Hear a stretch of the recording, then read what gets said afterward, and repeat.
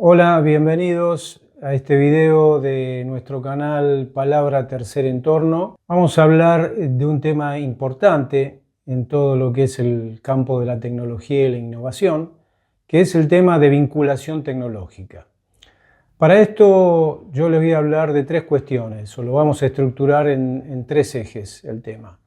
Primero vamos a hablar del triángulo de Sábato-Botana, después vamos a hablar de las instituciones de interfaz y por último vamos a hablar de los gestores de tecnología e innovación, gestores también de vinculación tecnológica.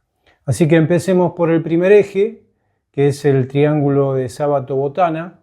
Este triángulo fue propuesto por el físico y tecnólogo argentino Jorge Sábato, junto con Botana, un historiador de trascendencia nacional e internacional, argentino, en el año 1968. Y como ustedes pueden visualizar en el gráfico, este triángulo tiene tres actores fundamentales. Bueno, Jorge Alberto Sábato, este físico y tecnólogo argentino, tuvo un fuerte protagonismo en las décadas del 50, del 60 y del 70, de 1970, en la República Argentina y en Latinoamérica. El protagonismo lo adquirió porque él propuso este esquema para entender cómo se armaba, cómo se constituía un sistema de tecnología autónomo dentro del país. Él diferenciaba el concepto de autónomo del concepto de autárquico porque él decía que no era absolutamente aislado del resto del mundo, digamos, este sistema. No podía ser de ninguna manera aislado. La palabra autónoma o autónomo refería a que se debía construir un paquete tecnológico con tecnología propia, pero también tomar tecnología foránea en aquello en lo que fuese útil y necesario a los requerimientos de cada país. Hacerlo autárquico significaría que no se nutriría de ningún aporte foráneo o extranjero, y esto es prácticamente imposible.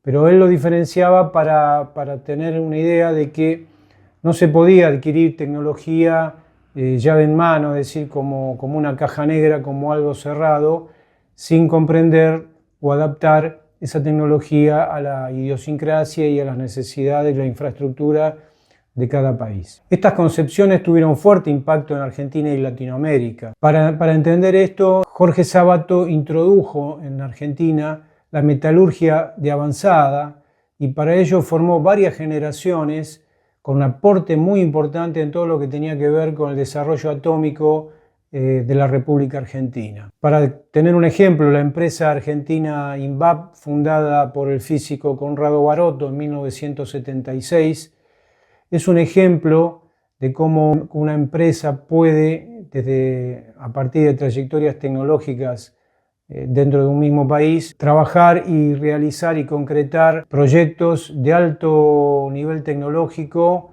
a un nivel de calidad superior y hasta estándares internacionales. Pensemos que INVAP fabrica satélites, los pone en el espacio y además fabrica insumos nucleares que son exportados por el país al nivel de cualquier empresa internacional.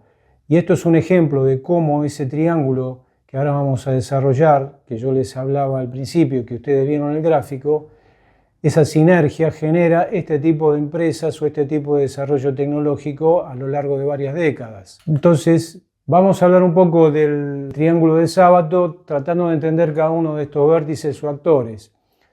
Vamos a tomar primero el vértice que habla de la estructura científico-tecnológica. Allí vamos a situar básicamente a la academia, es decir, a las universidades, ONGs, unidades de vinculación tecnológica. Este es un concepto en el que nos vamos a detener, el de unidades de vinculación tecnológica. Laboratorios de ciencia básica, laboratorios de ensayo para ciencia aplicada, plataformas digitales de transferencia y vinculación, repositorios, trabajo de campo y publicaciones científicas. Un detalle, en la primera concepción, en la de Jorge Sábato, no existían estas plataformas digitales de transferencia y vinculación. Las agregué yo porque obviamente hoy constituyen una herramienta fundamental.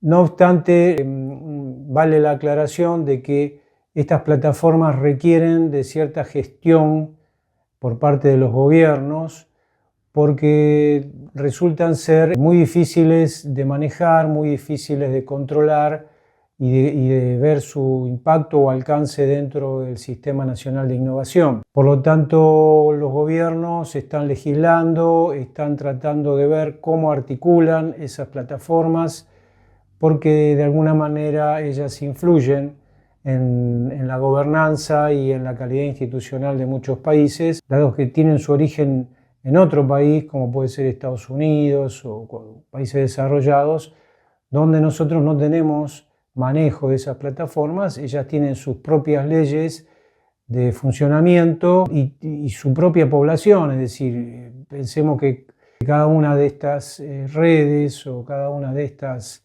plataformas pueden tener millones de usuarios sobre los cuales los gobiernos no tienen soberanía, pero tienen que estar dentro de este vértice del triángulo. Este vértice del triángulo o este sector es un sector generador de saberes por excelencia. Allí se genera conocimiento. Vamos con el segundo eslabón, el de estructura productiva. Aquí vamos a agrupar todo lo que tenga que ver con laboratorios de I+D, cámaras empresariales, congresos nacionales e internacionales, asociación y cooperación de empresas, clúster productivo, todo lo que sean instituciones que forman recursos humanos para la producción, para el trabajo, los registros, las instituciones que facilitan la propiedad intelectual y su protección, es decir, patentes, diseños industriales, registros y marcas, tecnologías productivas, tecnologías organizacionales, digitalización de procesos productivos y todo aquello que entre en lo que se denomina democracia industrial, que es un concepto que hace rato que está instalado y que tiene que ver con la forma en que los sectores productivos participan en la toma de decisiones. Esta estructura lo que hace es tomar esos saberes que han sido generados en el vértice anterior o en la estructura anterior y usarlo para producir bienes y servicios. Por último, el tercer vértice o actor, el Estado, que es un actor que muchas veces está cuestionado, pero que es fundamental porque es el que legisla, el que crea agencias gubernamentales que van a promocionar y van a de alguna manera facilitar ese sistema nacional de innovación a través de promociones, de incentivos fiscales, inclusive de instituciones de I+D propias, creando también políticas públicas de infraestructura necesarias para que todo esto circule, para que todo esto se mueva, creando políticas económicas, administrando distritos tecnológicos, creando educación de calidad o calificada tan necesaria para hoy en día poder comprender todo lo que tenga que ver con las bases de datos o la creación de conocimiento exponencial que existe en estas plataformas de las que hablábamos antes, donde si nosotros no tenemos recursos humanos calificados con amplias competencias cognitivas e intelectuales, va a ser muy difícil que podamos llevar adelante este desarrollo tecnológico. La calidad institucional de los gobiernos es fundamental. Esta se manifiesta muchas veces a través de las instituciones formales y la integración regional global de un país también, y esto tiene que ser gestionado por el Estado a través de los gobiernos de turno.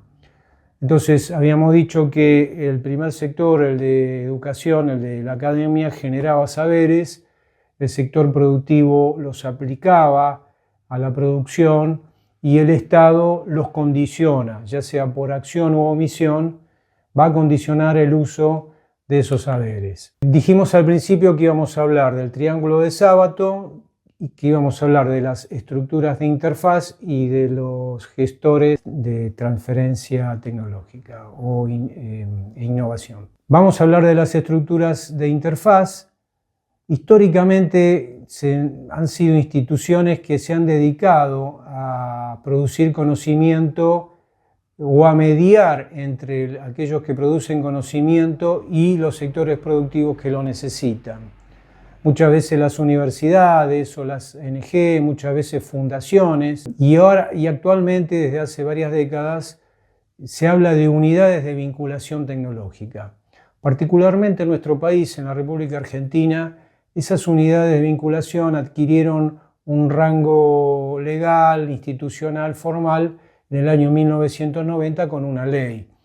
Esa ley definió las funciones, la forma de constitución de las mismas, la figura jurídica, la forma de un registro en la que ellas iban a figurar y una forma de fiscalizarlas con rendición de informes y de resultados para sostenerle sus permisos o para revocárselos. Yo cuando hablé de las plataformas digitales que las incluía en el triángulo de Sábato, después pensé también en incluirlas como cuarta hélice. Al triángulo de Sábato también se lo llama de triple hélice, ¿no? Por cada uno de los vértices.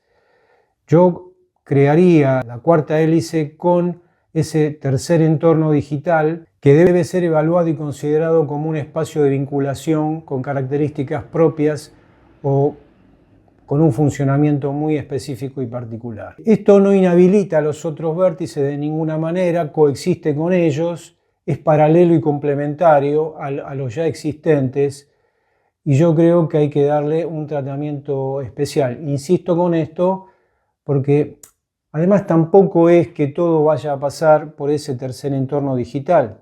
Tampoco nos podemos quedar con eso y descuidar los otros tres. Por eso digo que es complementario, paralelo y que requiere si se quiere, un conocimiento especial, un tratamiento especial, tanto de parte del Estado como de la academia y del sector productivo. Hay que diferenciar entonces cuando hablamos de unidades de vinculación de una mera plataforma de intercambio. Es decir, nosotros podemos crear en el entorno digital una plataforma de intercambio en donde volquemos las necesidades que tiene el sector productivo, los cuellos de botella o aquellas problemáticas que se tengan que resolver dentro de la producción y donde van a aparecer, por otro lado, ofertas de resolución vía innovación, vía I+D, de alguien que tenga una solución para ese problema productivo. Eso puede ser tranquilamente una plataforma de intercambio y de hecho existen. Pero una unidad de vinculación tecnológica va más allá de ese mero intercambio porque requiere la gestión llevada adelante por profesionales de una atención personalizada en donde todos estos problemas pueden ser resueltos o van a ser resueltos con herramientas que van a ser alcanzadas por estos especialistas y esta unidad de interfaz y donde inclusive, por ejemplo, puede haber temas que tengan que ver con el secreto empresarial, que son cruciales y que no se pueden volcar en una plataforma, sino que se tienen que trabajar en reuniones privadas, digamos, y que tienen que ser resguardadas con contratos específicos, inclusive de derecho de propiedad intelectual, en donde se protejan todas estas innovaciones que van a ser efectuadas en un proceso, aplicadas a un producto y que tienen que estar reservadas. Además, las unidades de vinculación son espacios multidisciplinarios, no están exclusivamente reservados a la ingeniería ni a ninguna especialidad, sino que en ellas participan actores de distintas disciplinas sociales, porque no nos olvidemos que todo sistema o ecosistema de innovación requiere una sinergia en donde participan personas, donde hay percepción de esa tecnología aplicada, donde hay aceptación y rechazo, donde hay conductas que guían el consumo, que condicionan el consumo y que no necesariamente están vinculadas a un desarrollo tecnológico, sino que tienen que ver a necesidades sociales o a pareceres sociales de distintas poblaciones o de distintas comunidades.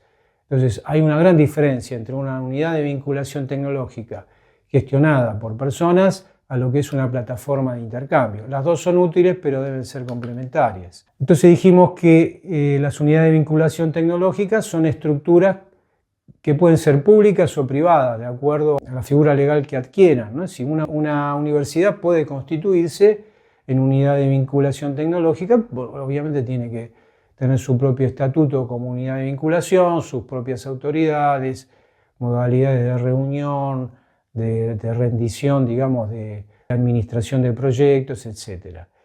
Y deben estar definidas por ley. Entonces, una cooperativa puede constituirse como unidad de vinculación, etcétera. Digamos, una cámara empresaria también lo puede hacer.